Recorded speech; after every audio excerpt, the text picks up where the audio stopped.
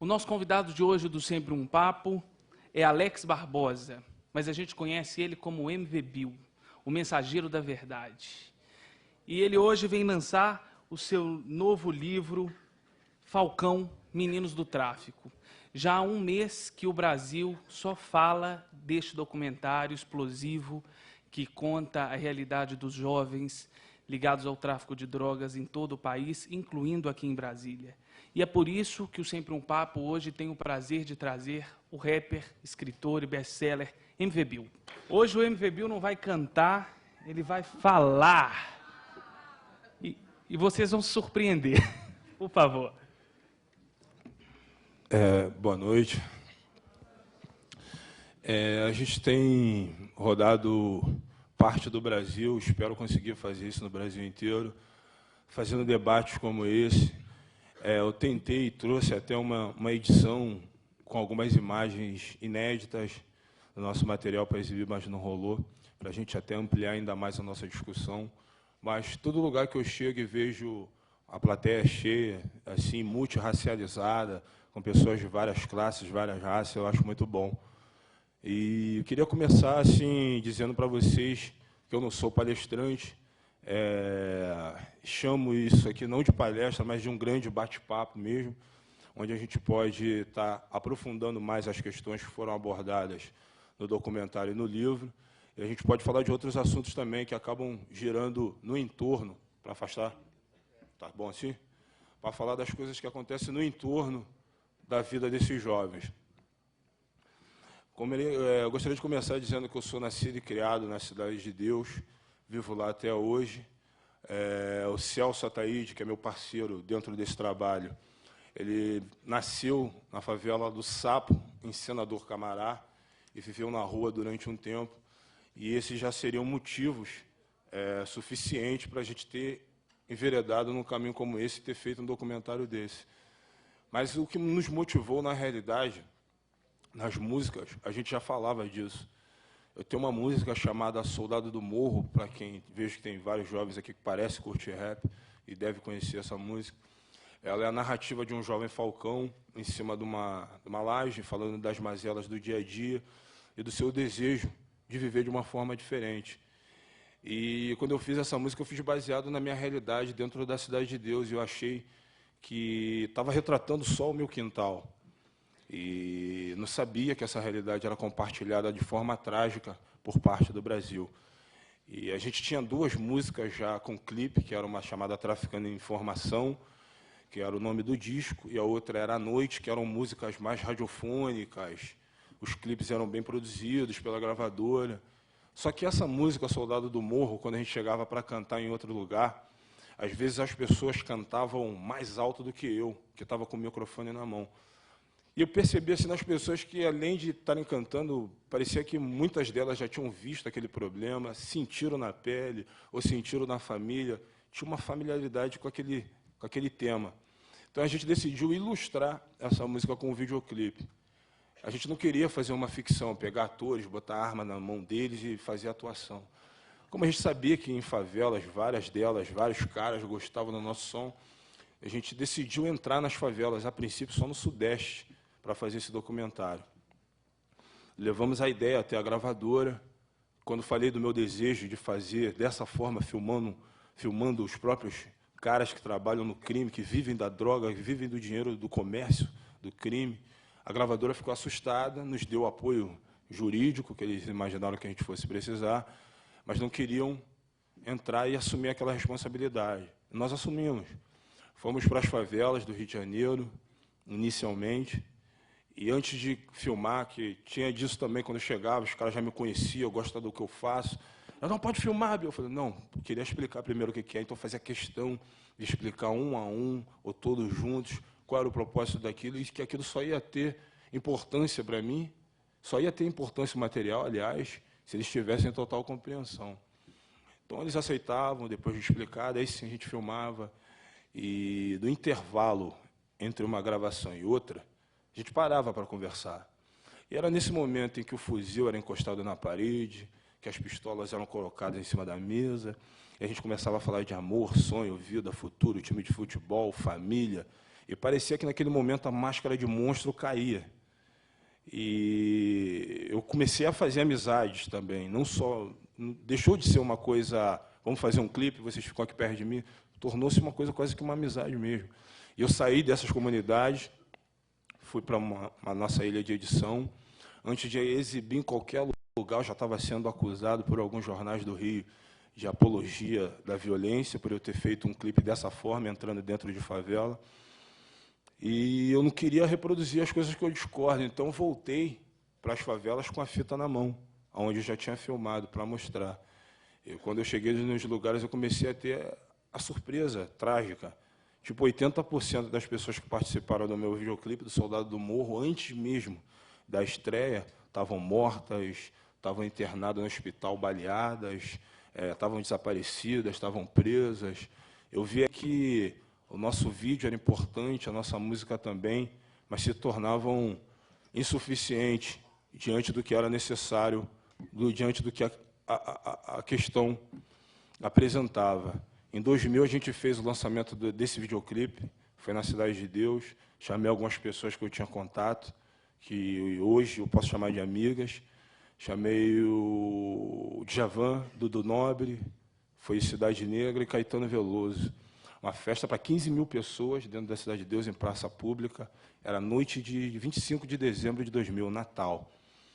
E, diante daquelas acusações, eu disse que iria exibir o videoclipe na praça, e que, se a população achasse que o clipe não ia acrescentar em nada, eu ia quebrar a fita e nunca mais falava-se no assunto. E todo mundo bateu palma, todo mundo aplaudiu, eu vi que aquele era o caminho que deveria avançar.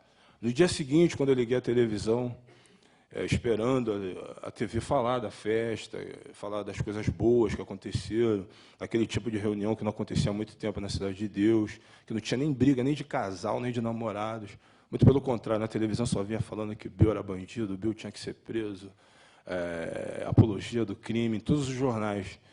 E, no momento tenso, em que todos esperavam, até minha mãe esperava que eu fosse recuar, eu disse que eu não me sentia bandido, não me sentia um criminoso, não tinha achado que tinha feito nada demais, não tinha cometido crime nenhum, não era apologia de nada, e queria continuar, mesmo que isso custasse a minha liberdade ou até mesmo a minha vida. Não em tom de desafio, mas em tom de quem não tem nada a temer, de quem não está devendo nada para ninguém.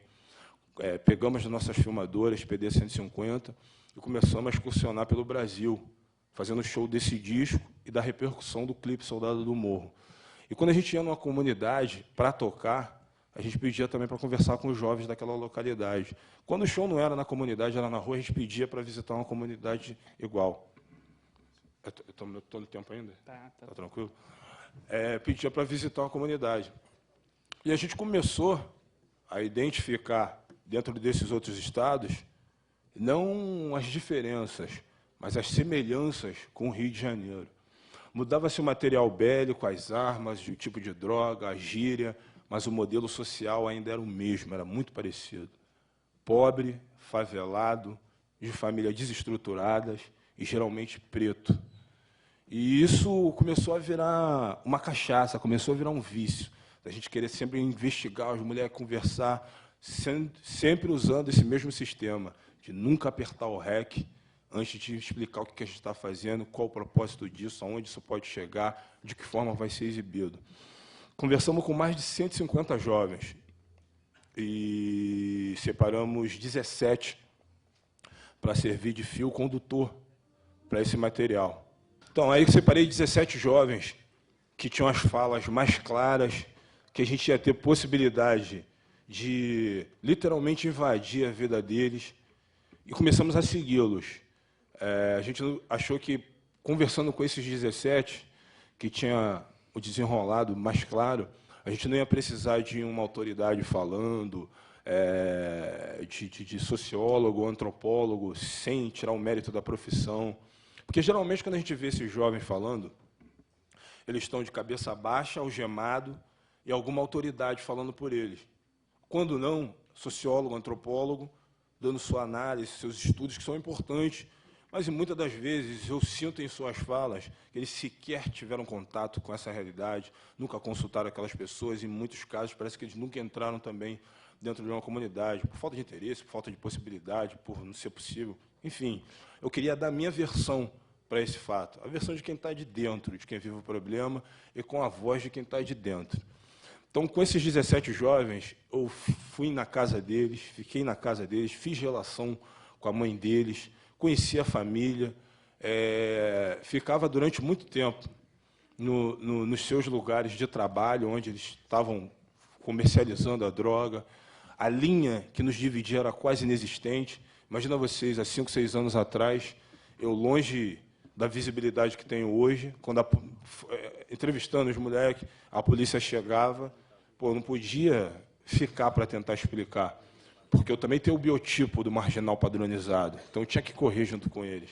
A única vez, ou duas poucas vezes que eu tentei ficar para explicar, os resultados não foram bons, porque uma delas foi em Goiânia, inclusive, que eu tentei explicar dizendo que faço rap, estava fazendo um documentário e queria fazer um livro. E o policial só acreditava que eu faço rap.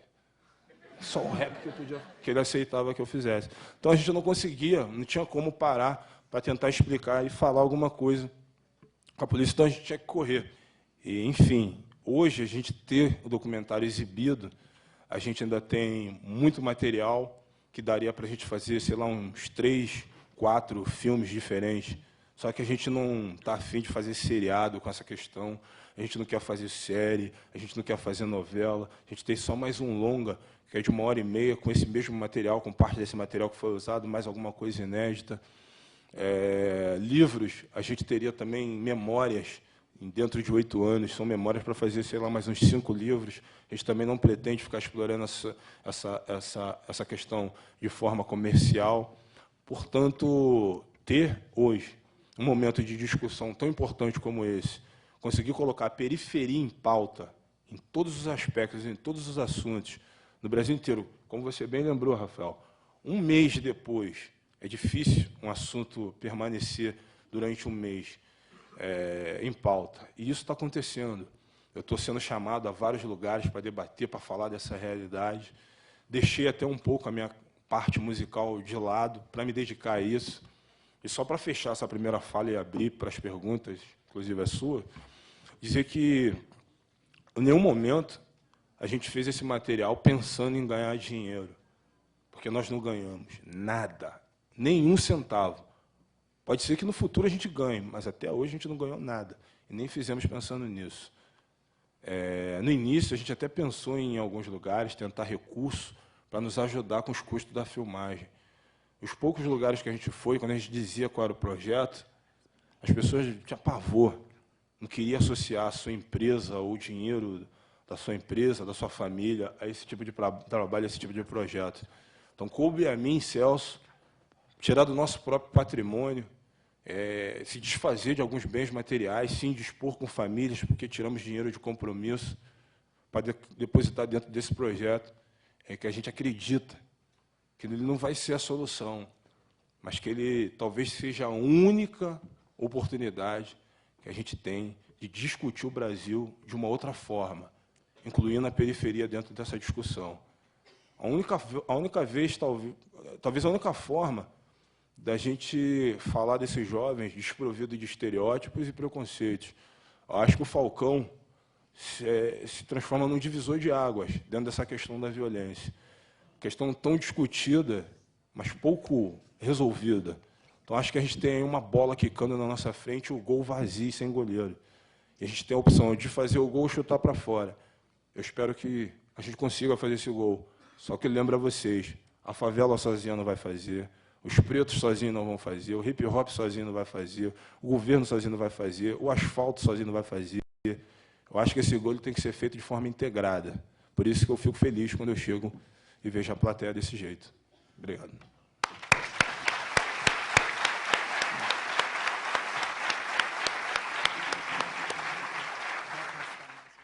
Olha, o documentário e, consequentemente, o livro, eles nos surpreendem. Surpreende quem acompanha esse trabalho a cada dia. E hoje me surpreendeu, e eu acho que vai surpreender a todos vocês, que o MVBio teve que cancelar a agenda de imprensa aqui em Brasília para estar no Palácio do Planalto com 11 ministros e apresentar o seu projeto e e os ministros puderam ouvir o que ele tem a dizer. Uma coisa que é incomum e é provável que amanhã a gente não saiba disso. Como é que foi? Conta para a gente como é que foi esse... É a segunda vez, depois do documentário, que você foi chamado ao Planalto, né? Então, a gente, logo após a exibição, na mesma semana, o Lula nos convidou para ir até o Palácio. Nós levamos um exemplar do livro e uma cópia do filme. Nós não fomos lá para tirar uma foto, deixamos isso claro para ele. Mas também não fomos simplesmente cobrar. Fomos fazer uma cobrança, mas uma cobrança natural, de população para governo. E mostramos para eles os problemas que nós enxergávamos e que, se alguma coisa estava sendo feita, o documentário mostrava que precisava fazer mais. Se estavam fazendo muito, ainda se tornava pouco. E se não estavam fazendo nada, a população, inclusive eu, queria saber por que essas coisas não estão sendo feitas. E, na hora, ele convocou o presidente Lula, convocou uma reunião entre 11 ministérios. Eu fui embora, confesso, que eu fui embora para o Rio meio descrente, porque eu achei que essa reunião seria entre eles. Talvez essa reunião não acontecesse, se acontecesse também meio disperso. E, na realidade, ele marcou a reunião com os ministros e me convidou, eu e Celso, para que a gente passasse parte do documentário para esses ministros e contássemos para eles, como eu estou falando para vocês aqui, como foi o processo de gravação, o que nos motivou, como isso aconteceu. E o que é bom desse debate é que as pessoas tenham a oportunidade de discordar, de concordar, de se autoculpar. E isso foi o que acabou acontecendo hoje nessa reunião. Muitos se sentiram culpados por também se sentirem impotentes, por não saberem de que forma agirem. Enfim,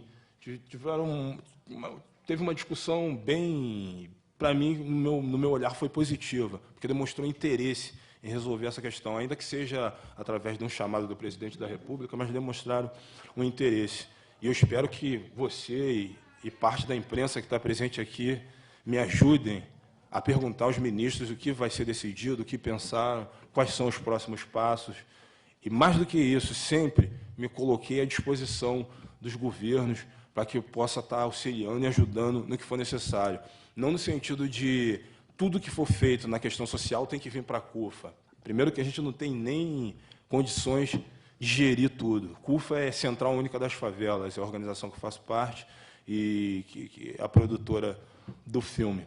Mas, assim, falamos da importância dos movimentos sociais, falamos para esses ministros, falamos para eles que não adianta potencializar projetos que surjam de fora da favela para dentro, que não vai funcionar, vai ser apenas boa vontade e acaba logo ali na frente, mas que eles podem sim potencializar os projetos que surgem de dentro da comunidade para fora, que esse documentário e a discussão passa a ser uma ponte de diálogo entre esses dois mundos e que só acredito em um trabalho que possa de verdade resolver e revolucionar dentro da favela quando o favelado é protagonista. Se ele é só um coadjuvante, eu não acredito que esses projetos possam chegar a algum lugar. E isso parece que caiu na compreensão. Então, por favor, vocês, eleitores, cidadãos comuns, imprensa, me ajudem a estar cobrando desses ministros, do governo de uma forma geral, e de nós mesmos também, por que não, algum passo importante para que a gente possa, de imediato, conseguir fazer alguma coisa. Porque o assunto é tão complexo que, olhando assim, de primeira olhada, parece que seria necessário 20, 30, 40 anos para tentar equilibrar o Brasil socialmente. Mas se a gente for esperar daqui a 40 anos, ou se a gente for sempre olhar uma coisa muito distante de nós, a gente não vai iniciar nunca. E talvez acho que não exista um outro momento para iniciar tão propício quanto esse. Bom, a partir de agora, vamos transformar isso num grande bate-papo. Peço, por favor, que as pessoas que se interessarem em fazer perguntas, tem 2 microfones aqui nas laterais. Peço, por favor, para que a gente possa fazer perguntas objetivas, para que mais pessoas possam perguntar. Meu nome é Benedita, sou moradora do Recanto das Emas. E temos uma ONG, é o Centro de Referência do Negro. E a minha presença aqui hoje é um marco na minha vida, porque eu acompanho esse jovem há muito tempo, a história do Bill. Eu estou muito feliz, Bill, de ver você na transcendência de zumbi. Você é um guerreiro, meu irmão. Nós somos guerreiros, porque sabemos e conhecemos a história do nosso povo, da dívida social do Brasil com o povo negro. E você trouxe isso muito claro.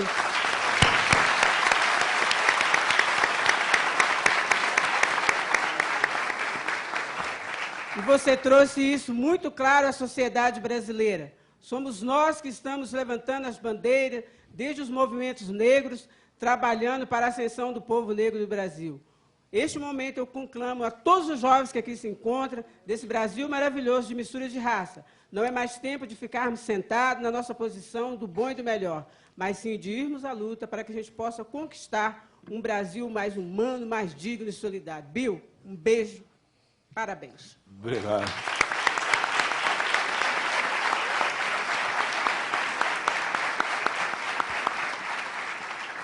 Posso? Qual é o seu nome mesmo, cara? Benedito. Beijão para você também, Benedito. Depois a gente dá esse beijo, esse abraço pessoalmente.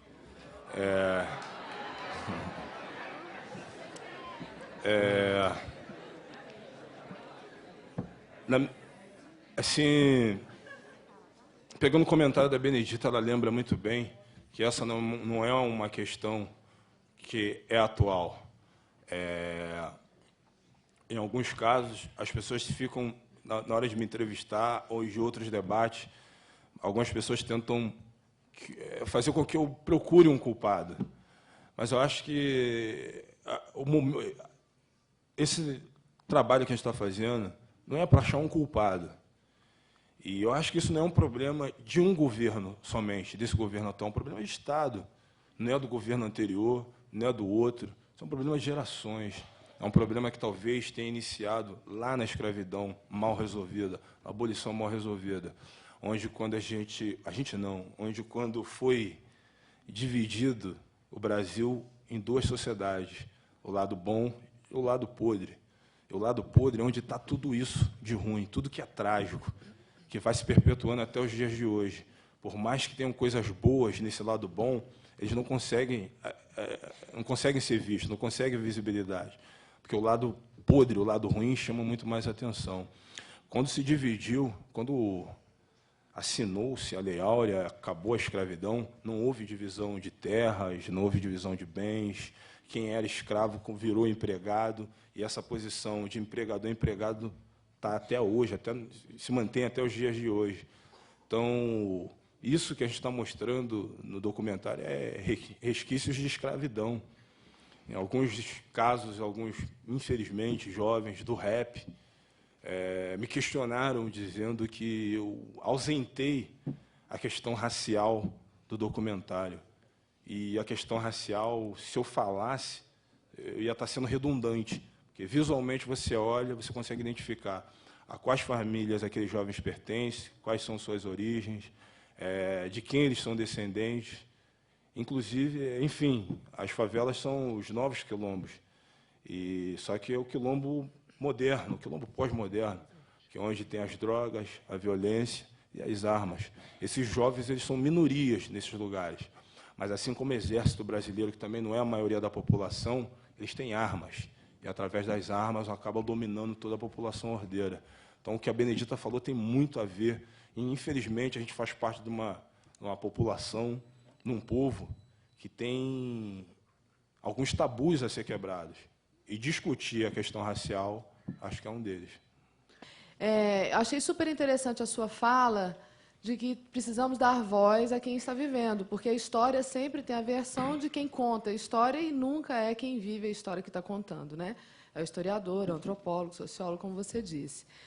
Queria saber, você teve alguma estratégia para poder escolher por que documentário, livro? Você utilizou várias linguagens, a gente sabe que os meios de comunicação, por mais imparciais que tentam ser, as matérias são dirigidas, Rede Globo, Fantástico, a gente conhece esse fenômeno da comunicação no Brasil. E o fato de ter colocado o documentário também no Fantástico. Eu queria que você falasse um pouquinho sobre isso, a sua estratégia de comunicação, por que a linguagem, selecionou uma ou outra por causa de público. Como você pensou a questão da comunicação das linguagens e do uso na Rede Globo do documentário? Obrigada. Obrigado a você. Nosso maior desafio ao entrar dentro das favelas era que a gente não sabia o que a gente queria, o que a gente estava procurando, e nem sabia o que iríamos encontrar ao chegar dentro da favela. E o documentário foi se tornando uma necessidade, não um planejamento ao entrar dentro de uma comunidade.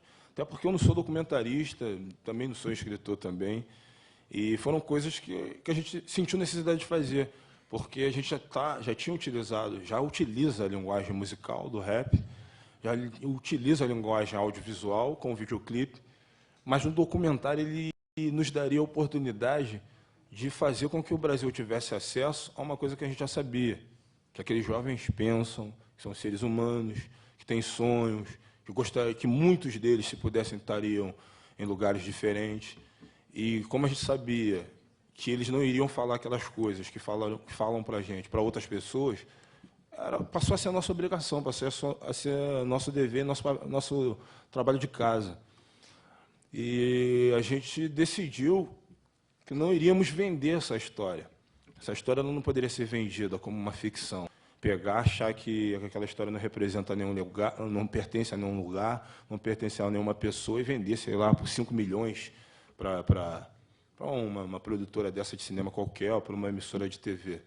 A gente tem essa responsabilidade. Para vocês terem uma ideia, mais ou menos, do nosso grau de envolvimento com essas pessoas, com essas famílias, que nos fizeram entender que aquilo não era comércio, era o fato de um dia a gente estar numa cidade filmando, no dia seguinte a gente chegar no Rio de Janeiro e receber a ligação da mãe, no momento de tragédia, dizendo que o filho que a gente entrevistou ontem faleceu, e perguntando se a gente podia voltar no dia seguinte para filmar o enterro dele, porque ela, assim como ele, acreditavam que esse material poderia fazer com que outros jovens não entrassem nesse mesmo caminho. Eram coisas assim que faziam a gente entender que isso jamais poderia virar comércio, e que nem o nosso trabalho de humanização jamais se transformasse em trabalho de delação. Por isso que no livro a gente conta que o nosso maior bem nas gravações eram as fitas. Elas que poderiam fazer o nosso documentário se transformar numa outra coisa. Uma fita dessa na mão errada poderia se transformar num carnaval, acabar com a minha vida, acabar com a vida da minha família, com a família do Celso, com a vida do Celso, quando a gente só estava tentando ajudar, só tentando contribuir com o mundo que a gente vive, faz parte, e tenta modificar de alguma forma. Então, essas coisas faziam a gente entender que a nossa relação com esse material deveria ser diferente. Então, a gente decidiu, se não vamos vender, vamos fazer com que o número maior possível de pessoas consiga ter acesso a esse material.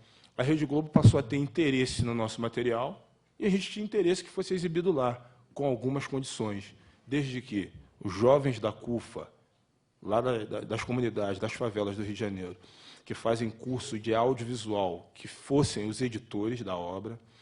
A gente ia fazer uma série de questões, uma lista de coisas que a gente gostaria que tivesse, inclusive eu, junto, apresentando com os apresentadores do programa, apresentando a obra, que o material é nosso, e se alguém tivesse alguma coisa que fosse colocada no tom errado, eu estava ali para consertar e estava ali para defender. E tudo que foi acordado foi cumprido. Então, assim, eu não vi problema nenhum. Eles não se meteram em absolutamente nada. Passa a ser 2 momentos históricos. Aliás, 3.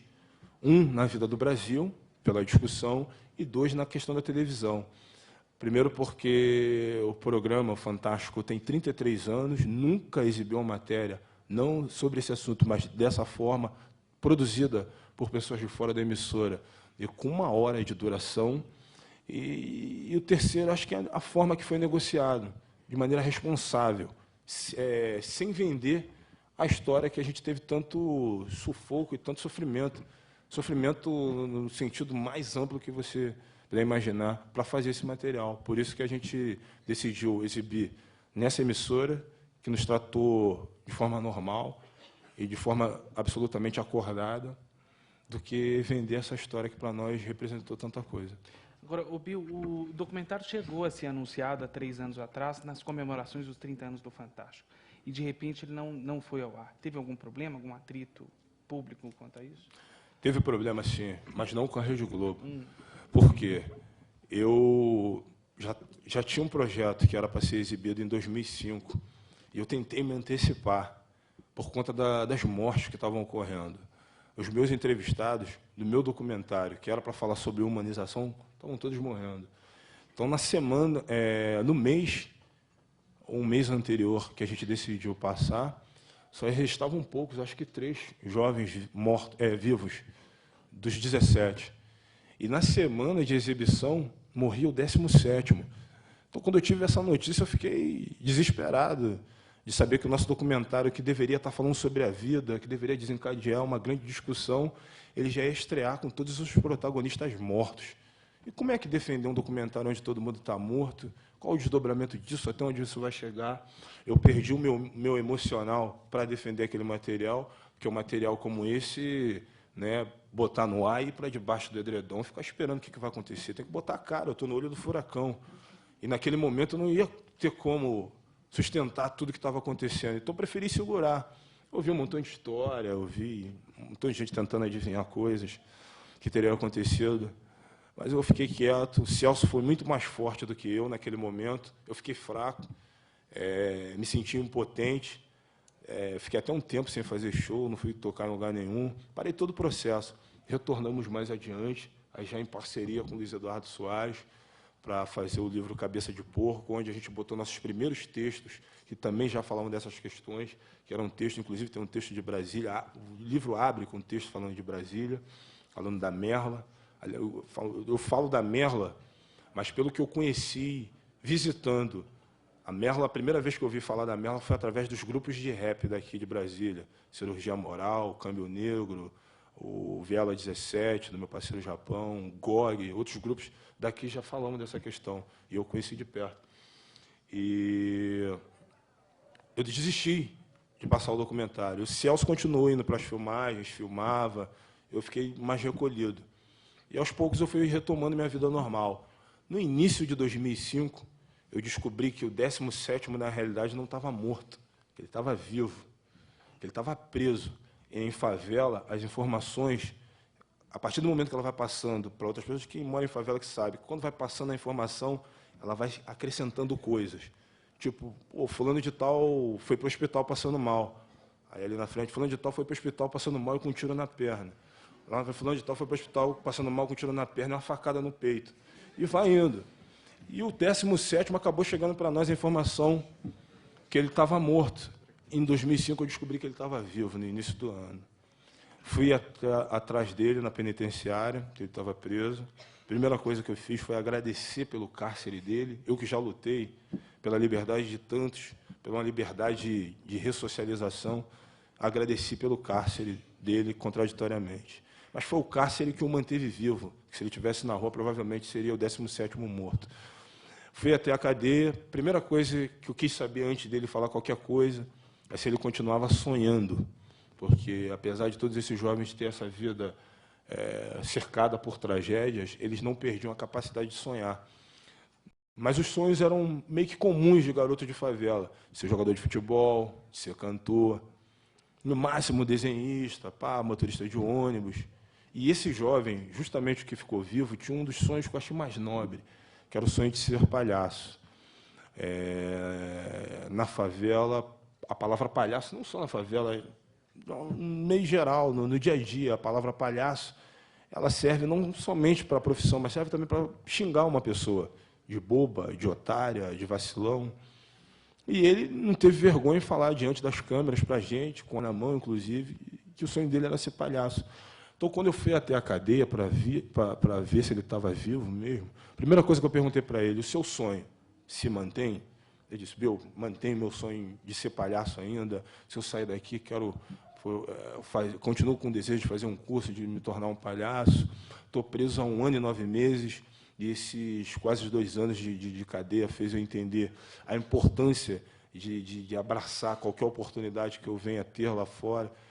Eu falei para ele, o seu sonho vivo é o que está te mantendo vivo. E vai passar a ser o meu sonho também. Retomei todo o projeto, todo o processo e resolvi lançar agora, em 2006. Se salvar a vida desse jovem não resolve o problema, muito menos devolve os sonhos dos outros. Mas numa estrada onde eu vi muito sangue, vi sorrisos também, mas vi muito sangue, tem um ponto de luz, um ponto de positividade, acho que transforma esse jovem num marco de possibilidade, que é possível, sim, a recuperação a partir da oportunidade. Mas, mais que isso, é dar oportunidade para o jovem que nem entrou, que ainda está vendo o crime como uma opção de ascensão. Essa a maior preocupação, porque esses que estão no crime hoje, infelizmente, têm a vida muito rápida. E esse único sobrevivente vai para o Beto Carreiro, não é isso? Então, quando o documentário passou na televisão, ele fala para a gente que o sonho dele era conhecer o circo do Beto Carreiro. A gente pegou ele dentro da comunidade dele, levamos ele até um circo, no documentário aparece isso. Não era do Beto Carreiro, era um genérico, mas ele gostou. E quando o Beto Carreiro ficou sabendo da repercussão, que a gente ia levar ele no Fausto, para muitos foi uma forma de expor o moleque, mas para nós não, para nós foi uma forma de tirar o estigma. Porque hoje ele passa na rua, dá autógrafo, as pessoas falam com ele de outra forma. Você vê como a televisão mexe, cara. Mas as pessoas esquecem que ele é ex-detento, quando a realidade do ex-detento é totalmente diferente. Então, na realidade, o que ele ganhou foi uma vida, foi uma identidade ao ex na televisão. E tirar também o ranço dos policiais que já o conheciam na favela, e mesmo sabendo que ele regenerou, e tem isso também, que policial que vive em favela, policial que é o único braço do Estado, o braço distrital que entra dentro das favelas de Brasília. Se ele for a única coisa governamental que fica entrando ali, ele não vai resolver nada e vai começar a gerar uma relação de hostilidade. Então, muitos casos, no Rio de Janeiro, em outras cidades também, não sei como é que é aqui em Brasília, essa parte eu não vi, de policiais que impedem a saída do cara do crime. Eu saí do crime, mas uma vez criminoso é sempre criminoso, então tenta embuchar uma droga no moleque, bota um terror, um psicológico, umas porrada, leva preso. Então, levar ele na televisão também foi parte disso. E o Beto Carreiro quis gravar um depoimento para ele, e mais que isso, há 2 semanas atrás a gente participou de um debate desse no Rio de Janeiro, e o Beto Carreiro foi até lá, o Rio, saiu de São Paulo, foi para o Rio, ficou sabendo que o Sérgio, que é esse garoto, estava junto com a gente lá, no debate, ele foi lá oficializar o convite dele. Então, hoje, ele está no semiaberto, ele não pode sair do Rio. Então, a gente pega ele de manhã, na penitenciária de Benfica, leva ele para uma base da CUFA, em Madureira, ele faz um curso de audiovisual pela manhã, na parte da tarde ele faz um curso de informática, à noite ele volta para dormir no presídio. Nos finais de semana, ele está indo para a família dele, por conta própria. Quando ele ganhar condicional, aí ele vai poder sair do Rio de Janeiro e não vai mais precisar dormir dentro da cadeia. Aí já está acordado com o Beto Carreiro, que ele vai para Santa Catarina, acho que ficar 3 meses lá fazendo curso de palhaço. O Beto Carreiro já disse para ele, se conseguir se adaptar, você já está empregado. O Beto Carreiro até brincou com ele, falou que pela orelha dele ele já é um palhaço já de sucesso. Mas eu disse para ele que se ele não conseguir se adaptar, que ser palhaço não é uma parada fácil, não é uma coisa fácil. Porque, às vezes, tem 3 espetáculos numa noite, às vezes um espetáculo que o mesmo palhaço dá 4, 5 entradas. Então, é uma coisa de ralação. Eu não sei se ele vai conseguir se adaptar. Disse para ele, se não se adaptar, volta para o Rio, que a gente está aqui de braços abertos para te receber, arrumar alguma coisa para você fazer, tentar te ajudar de alguma forma. Estamos tentando arrumar uma casa para ele fora da comunidade. Se a gente não conseguir uma doação, a gente vai ter que arrumar um jeito de financiar uma para ele, porque o cara não pode voltar para dentro de favela. A gente não sabe o que pode acontecer com ele, recaída, convívio, várias questões. E a principal, que a força maior de tudo isso não está em nós, está dentro dele mesmo. Eu procuro conversar com ele todo dia que eu estou lá, para ele. Nós não somos os seus heróis. Você que tem que ser o seu próprio herói. Se você falhar, não vai estar me decepcionando, está decepcionando você. Mas uma porrada de brasileiros que ficaram comovidos com a sua história, que gostariam de poder te dar uma oportunidade, com vários outros garotos que gostariam de ter uma oportunidade no seu lugar. E o que você fizer vai ser de responsabilidade sua. Não vai invalidar todo o nosso trabalho, não vai me impedir de dar oportunidade para outras pessoas, porque vai ser um procedimento seu. Falei para ele, nós não temos um novo caminho, só temos uma nova forma de caminhar. Bom. Obrigado. Seu nome, por favor. Meu nome é Pablo, tá? Sou professor de História e admiro muito o trabalho do Bill. Obrigado. Tá? Abriu o ProRap, primeira vez que você apareceu aqui no Brasil. Primeira vez que eu vim a Brasília. Tá? Lá em Sobradinho, Isso até. mesmo. Você estava lá no show? Tava. Você lembra o que aconteceu comigo? Cara, eu lembro o finalzinho que eu saí antes, que tava começando a rolar um Não, monte peraí, de então ele vai ter que contar o que aconteceu. Olha, mas pelo que ele estava falando ali, acho que era outro fato, hein? Não, sério, deixa Acho que é outro fato. Mas antes de tu fazer a pergunta, deixa eu te falar o que aconteceu, senão o nego vai imaginar qualquer coisa. É que eu tive intoxicação alimentar aqui em Brasília. E meu lábio superior ficou dessa grossura. E no dia seguinte, algumas pessoas, em alguns jornais, algumas pessoas também do meio estavam falando, tu viu? O Bill usou muita droga, cara. Aproveitando isso, Bill, que você falou, quando você lançou O Soldado do Morro, a imprensa, a sociedade toda te perseguiu, querendo te prender, falando um monte de coisa. E uma das passagens do livro Falcão, você conta que tem uma passagem falando sobre você entra numa boca, né, e tem reféns de sequestro. E a muita gente que lê o livro até está querendo saber o que realmente aconteceu, se foi resolvido esse sequestro. Eu procurei, através do site da CUFA, o Celso explicando que foi resolvido. Aí eu gostaria de saber como foi solucionado esse problema desse sequestro. Qual é o seu nome? Pablo. Quantas outras situações em que a gente podia interceder você conseguiu identificar no livro? Você viu outras situações? Eu percebi várias. Por exemplo, você tentando explicar a situação, né, do documentário, tá, querendo explicar para a polícia e você ser tratado como um bandido, tomar porrada, né? Você tomou paulada, foi preso. O Celso teve que interceder, ligar para o Rio de Janeiro para pegar a autoridade, a questão jurídica que você falou, para te liberar, tá certo? Os meninos te protegendo, às vezes, né? O Celso numa casa, você em outra, tá? Nem te conhecia, te colocava dentro da casa, tá certo? Pela sua importância. E essa coisa toda de que tudo isso, tá, é uma bola de neve. Tá? As pessoas de dentro das comunidades do Rio de Janeiro, minha família é do Rio de Janeiro, então eu conheço um pouco disso tudo. Tá? Elas se protegem. Tá? Só que a sociedade externa, ela não consegue ter esse acesso. Hoje, a gente vê Cidade dos Homens, Cidade de Deus, e a favela hoje está banalizada. Está virando moda para os bodinhos que estão aqui fora. Isso é uma coisa chata de se ver. Tá certo? Porque, para quem não conhece, para quem não... eu moro em Sobradinho. Tá? Sobradinho 2 é uma coisa complicada, às vezes, de se entender. A sociedade, o governo ainda não chegou em certas áreas. Tá? Então, a gente vê isso no dia a dia e não pensem que isso está longe. Está do nosso lado. Tá? Ceilândia, você já foi na Ceilândia, Brasil, tá? Então, tudo isso, a gente vê essas situações, presencia essas situações de violência. Tá certo? Ok. Então, valeu, cara. Mandou bem.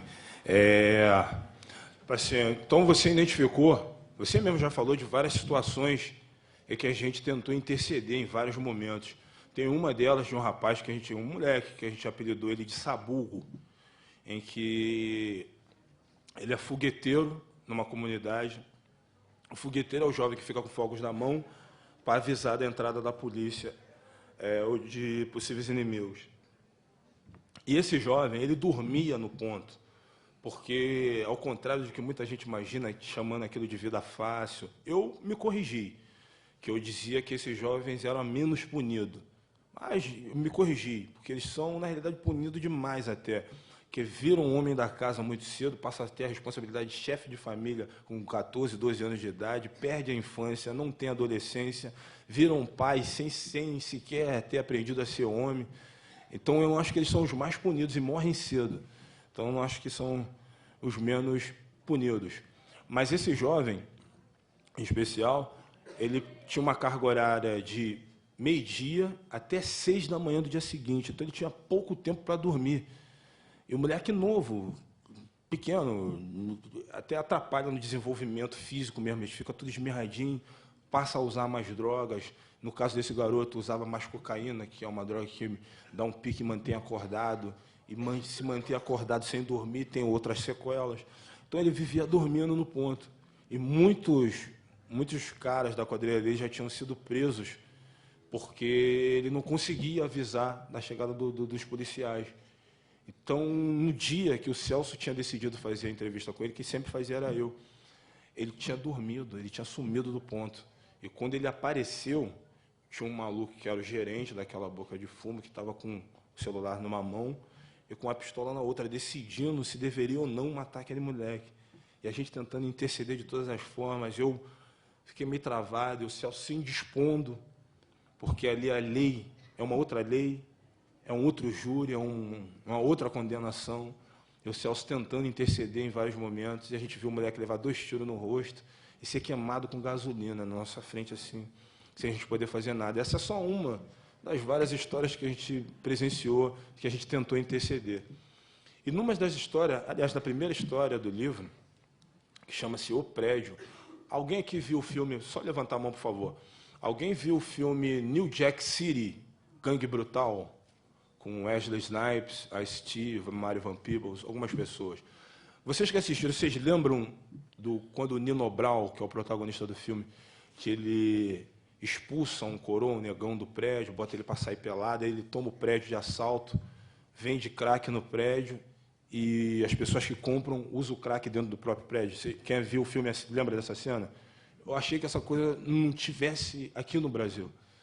E quando a gente foi para uma cidade, os caras viviam falando, vocês precisam ir lá no predinho, no predinho, no predinho. E quando a gente foi ver, era uma versão tupiniquim daquele prédio, uma versão tupiniquim do que eu tinha visto nesse filme. E o livro ele nos ajuda a contar algumas coisas que a câmera não ajuda a mostrar. Até porque, se a gente fosse falar tudo que a gente viu, teria que ser um documentário de 8 horas, talvez, e ainda ia ficar faltando coisas, mais não sei quantos livros. E no livro, além da gente dar a condição do leitor sentir o que a gente sentia na hora das filmagens, contradição, medo, pavor, preocupação, é uma forma de viajar dentro desse mundo sem correr os mesmos riscos que a gente correu. E antes da gente filmar, a gente falava, conversava. E tinha lugares que a gente chegava sem conhecer absolutamente ninguém. Parava na frente da favela, esperava uma pessoa passar. Pô, o cara vinha me pedir autógrafo, explicava, estou fazendo isso. Pô, conheço fulano, aí entrava. Muitas das vezes era assim, não tinha muita coisa programada. E nessa primeira história, exatamente assim, a gente começou a fazer uns contatos na cidade, e antes da gente chegar no predinho, a gente foi levado num condomínio, mais ou menos de classe média, aparentava ser classe média. Entramos dentro de um apartamento onde tinham vários jovens, vários caras e uma mina só, algumas armas, e num dos cômodos tinha 3 pessoas amarradas.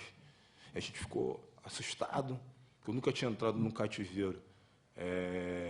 No livro, a gente, mais uma vez, mostra nosso mal-estar em estar ali, e o Celso, de novo, se indispondo, impedindo para não matar aquelas pessoas, e em soltá-las, se fosse possível. E saímos, fomos para o prédio, que é onde a gente tinha que filmar, fizemos o que tinha que fazer, e voltamos para dentro do quarto do hotel. Depois, lendo o livro, vocês vão entender que a história termina ali. Para esse livro, foi até uma provocação que a gente quis fazer. Por isso que eu te perguntei se você conseguia identificar as outras coisas. Porque a gente, a princípio, achava que o Brasil só ia dar importância a essas 3 pessoas que estavam ali amarradas e iria completamente ignorar as outras pessoas que estavam ali. Porque a gente tem isso como histórico. Me desculpem, mas a gente tem isso como referência. A gente tem isso no nosso histórico, um histórico de omissão, um histórico de hipocrisia, de demagogia, onde uma vida vale muito mais do que tantas outras. Então, a gente imaginou dessa forma. Só que a história não acabou ali. A gente voltou no lugar. Eu não vou contar a história, depois a gente tem um livro. Eu vou contar para satisfazer a curiosidade de uma satisfação em relação a essas vidas. Elas não se perderam, pelo menos naquele momento ali. A gente fez uma intervenção, fizemos uma pressão e conseguimos libertar aquelas pessoas. A gente está fazendo, agora, por curiosidade mesmo, se quiser saber detalhes, a gente está fazendo um outro livro, que é o que fecha, que é o que a gente conta as coisas positivas que aconteceram nesses lugares. Embora o nosso objeto de pesquisa seja um jovem que vivia na criminalidade, a gente conseguia identificar o que acontecia no entorno dele.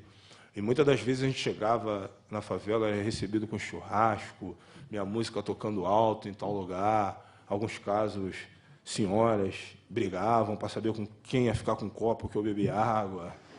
Porra, Isso para mim era uma demonstração de carinho, de afeto, de respeito pela minha pessoa. Essas coisas eram momentos muito bacanas, muito bom. E a gente está pretendendo fazer um livro contando um pouco dessas histórias, dessas coisas que a gente vivenciou. E o Celso e eu nos enganamos, porque, além da gente ter salvado aquelas pessoas naquele momento, o Brasil, pelo menos a maioria das pessoas, se sensibilizou com tudo que acontece no livro, com tudo que acontece no nosso documentário, para nossa surpresa e nossa satisfação. E eu acho que é dessa forma que tem que ser. Eu nem revelei qual a classe social daquelas 3 pessoas, porque quando fala em sequestro, cativeiro, geralmente imagina-se pessoas de posse, pessoas ricas. Eu não disse ainda de qual classe que elas são, mas nesses ambientes, em muitos lugares, essas pessoas costumam sequestrar sua própria gente. Então, algumas pessoas, em um jornal do Rio, saiu me criticando, dizendo que eu fui omisso, querendo me acusar de omissão de socorro, mas já considerando que aquelas pessoas eram de posse. Isso não causa, para mim, o sequestro mais ou menos grave. É sequestro. O sequestro é um crime, para mim e para muita gente, repudiado. Então, a minha felicidade em saber que a sensibilidade tocou, pelo menos a maioria, por todo o conteúdo, não apenas por um fato. Seu nome? Ana Flávia, eu moro em Planaltina, Bio, estou aqui com o pessoal do Enegrecer, que é Coletivo Negro no Distrito Federal e em torno. Galera? Então, salve. De certa forma, o que eu vou colocar aqui é de organização negra para uma pessoa negra, também de uma organização majoritariamente negra. Eu reafirmo essa história aí que o Rafael colocou da redundância, embora a imagem diga, nesse país racista, que por séculos negou a existência do racismo, é preciso que toda vez que um negro tem a oportunidade de falar, ele fale. Porque ver a favela inteira, quase completamente composta por pessoas negras, não foi o suficiente para que esse país admitisse esse racismo. Então, a gente tem esse compromisso de estar colocando, sim, assim, na fraternidade mesmo. Agora, é certo que as comunidades, de modo geral, especialmente a população negra, não tem dinheiro para peitar seus próprios projetos. Mas a gente tem um trunfo, e você coloca isso muito bem, que é o do medo que o restante da sociedade diz ter da nossa potência. Então, o que eu queria colocar é o seguinte: os problemas colocados por Falcão, de fato, não serão resolvidos por pessoas isoladas. No entanto, não houve, da nossa parte, eu falo sua da CUFA e de nós, Movimento Negro, uma articulação para que nós, negros das favelas e das comunidades de modo geral, nos preparássemos para garantir que fôssemos tratados com o devido respeito pela mídia e pela dita opinião pública brasileira, que a gente sabe quem é. Ora tratam a gente com pena, ora tratam a gente com punição. Depois, nesses últimos dias, começaram a substituir a pauta dos Falcões pela pauta da Suzana Richthofen. Esse é o grande caso da mídia nesse momento. A Folha de São Paulo está tentando até te diminuir com aquele artigo que a gente sabe bem quem escreveu na quarta-feira da semana passada. A pergunta e aí de preto para preto, como que você pensa nas suas próximas ações de modo a garantir que a gente use esse poder, essa potência de pressionar como povo essa sociedade toda que até hoje descaracterizou o nosso sofrimento? Obrigada.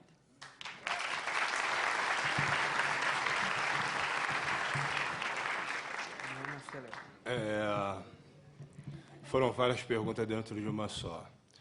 Primeiro, eu não sou líder negro. Não sou. Não faço parte de nenhum movimento negro específico. Uma das coisas que esses jovens me mostraram dentro da favela é que eles se matam e que não existe organização própria entre nós mesmos. Nos movimentos negros, eu já fiz parte, já tentei militar. Eu tinha sérios problemas que eu não conseguia levar todo aquele ensinamento que a gente via dentro de uma sala para dentro das favelas. E muitas vezes, quando eu chegava para falar com o movimento negro, um falava mal do outro, um xingava o outro, um tinha raiva, um tinha ódio do outro. E isso, para mim, era coisas que só atrasavam. Então, eu comecei a criar o meu movimento. Eu deixei de ser o movimento negro e passei a ser o preto em movimento, que é o preto que se movimenta, faz alguma coisa.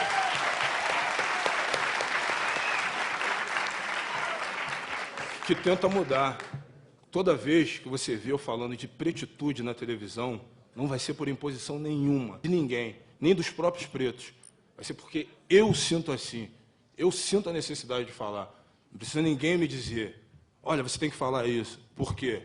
Em 1999, quando eu cantei no Free Jazz, eu era o primeiro artista preto a subir naquele palco, o primeiro brasileiro a subir no mainstream, que é o palco principal. Fiz uma estatística, falei que 90% dos jovens que estão no tráfico são pretos, e que desses 90% são crianças, e que desses 90% dessas crianças são pretos. Fui acusado de apologia ao crime, porque a gente fez um número com uma arma na cintura. Falei da importância de se rever o Brasil racialmente, e não fui procurado por ninguém, colega. Em 2000, botei o videoclipe na rua, mais uma vez, com um documentário, com um videoclipe, em que a maioria dos jovens eram todos pretos, todos morreram. Fui acusado de apologia ao crime, mais uma vez, ninguém me ligou, ninguém do hip-hop também me ligou. Logo depois, na sequência, teve um caso de um policial dentro da Cidade de Deus, que me pegou na rua sem camisa, me botou uma arma nas minhas costas, me chamou de macaco, falou que minha tatuagem era macaquice. Esse caso ganhou repercussão nacional. Não foi ninguém me procurar, só meus amigos.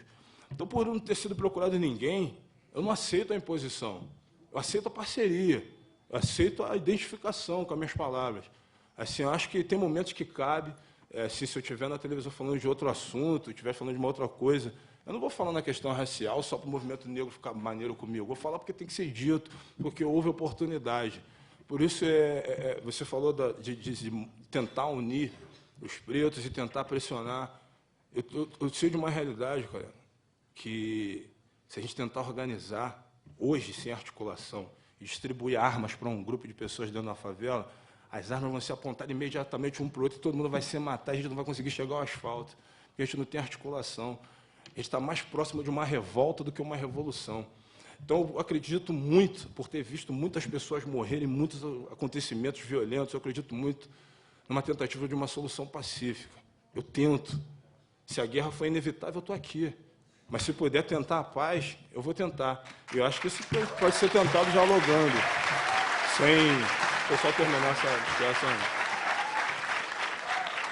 sem deixar de ser preto, sem deixar de ser afrodescendente, sem deixar de ser favelado, sem perder a minha raiz, sem perder a minha responsabilidade social, sem deixar de ser quem sou, mas sabendo dialogar. O que eu falo para os moleques sempre da CUFA, que eu ia te falar naquela resposta, negão, que eu esqueci, que eu sempre falo para os moleques da CUFA, todos eles, de criança a mais velho, estudem, tenham conhecimento, tenham informação, tente chegar ao máximo que você conseguir no estudo, ler o máximo que você puder. Tendo isso, para os brancos, você só perde no dinheiro, mas não no conhecimento. E tendo conhecimento, você pode chegar onde você quiser, você vai onde você puder. E se não puder ter as portas abertas, a gente arromba. Hoje, eu tenho portas abertas, mas eu já fui um cara que não tinha visibilidade, que era sem voz. E quando não tinha voz, tinha que ser mais agressivo mesmo. Hoje tem uma porrada de porta aberta, hoje tem microfone ligado. Eu sei que a oportunidade que eu ganhei não é de falar só dos meus anseios, mas dos anseios de uma porrada de gente. Só que eu não posso ficar nesse papel e não posso ser cobrado como herói, porque eu não sou, nem quando eu faço esse trabalho também, porque eu não acho que herói é coisa para quem tem coragem. E para fazer esse trabalho eu não necessitei de coragem. Não necessitei de coragem, não necessitei de reuniões. Eu necessitei só de ter coração e amor à vida. Foi o que eu tive que carregar comigo.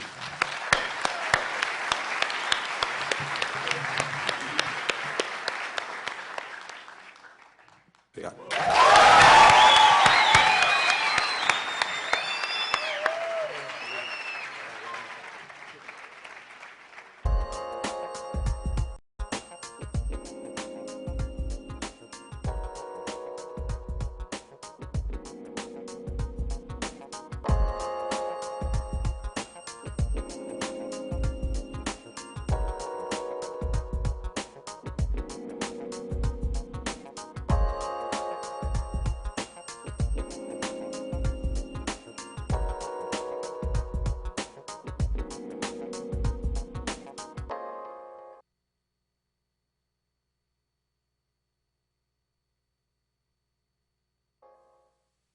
Estaria disposta